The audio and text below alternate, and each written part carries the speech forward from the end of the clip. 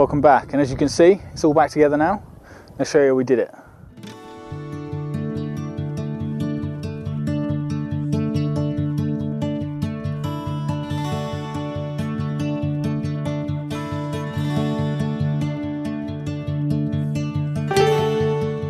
Okay, so I'm not going to lie, I have lost all the audio to this film, but I think we should start with the rear shocks. The rear shocks did actually snap, so I needed to replace them.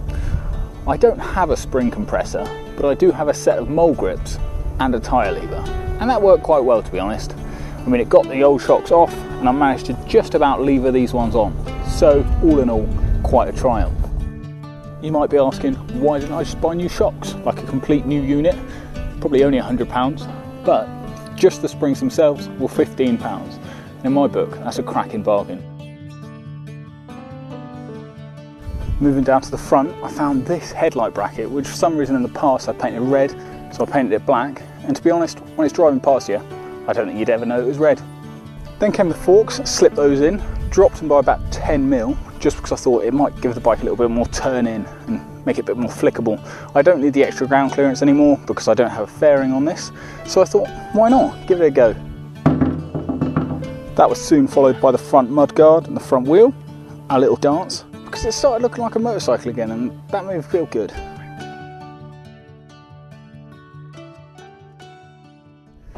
The next day was slightly easier. I fitted this throttle tube, which has got a slightly bigger diameter, so the cable has to go a bit further, which means for less effort, you're putting more acceleration down. Also replace the throttle cables. Bit of a nightmare because you've got to get back underneath the tank, but once you've done one, you can do them quite easily. And then we put this round headlight on, squeezed all the wiring in there, bit of a mess to get it in there, but it's in there and it works and it turns on. Also replaced the Speedo cable because that needed changing, that had snapped. But yeah, apart from that, I think that's pretty much everything. Oh yeah, the horn works.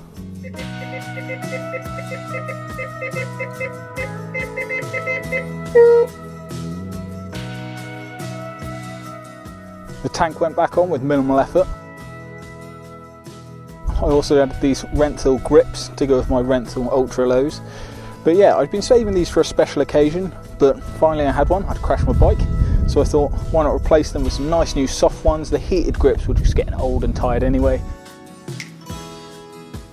I also added this wing mirror, which I'm quite proud of in one way and also quite ashamed of. I mean, it's held on by just a Jubilee clip and a bolt, but it does the job. It's very functional and it gets for an MOT. The indicators are also new, just to fit with this round headlight. Originally there was indicators in the fairing, so I thought just get some small ones, stick them on, see how they look, and I think they're alright. Also managed to get the rear rack working again. I mean, it's still got some of the fixes and stuff we did on the trip. That's the trip to Mongolia and back again, but yeah, they're still there, like a plate a Russian bloke left for me. Some of the welds are still there.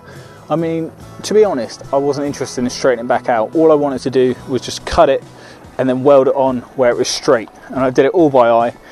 It's not too bad. I mean, one of the boxes does sit slightly higher than the other, but apart from that, it's perfect, it's brilliant, it does the job, so I'm happy with that.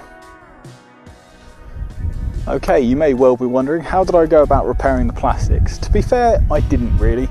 I found a piece of aluminium can, so I stuck that in there, found a bit of backing plastic and bent that into shape, and then just riveted it in around the corner. It gives it the kind of Terminator look. It shows that it's had a crash, it's had a hard life. I mean, the whole bike shouts that, to be honest, but I just thought it looked pretty cool, so I left it like that. But to bring this episode to a close, I'm just glad to have this bike back, really. I mean, I've had it since I was 18, it's been really important to me, it's taken me all over the world. I mean, I owe this bike a lot, so put a little bit of money in it and get it back to roadworthy condition really was a no-brainer. So I thought, £60 well spent. I mean, £60, that's nothing. That's for new grips, new cables, new lights, new shocks. It's back on the road. It's good as new. Well, as new as this one can be. But yeah, thanks for watching, and I'll see you next time.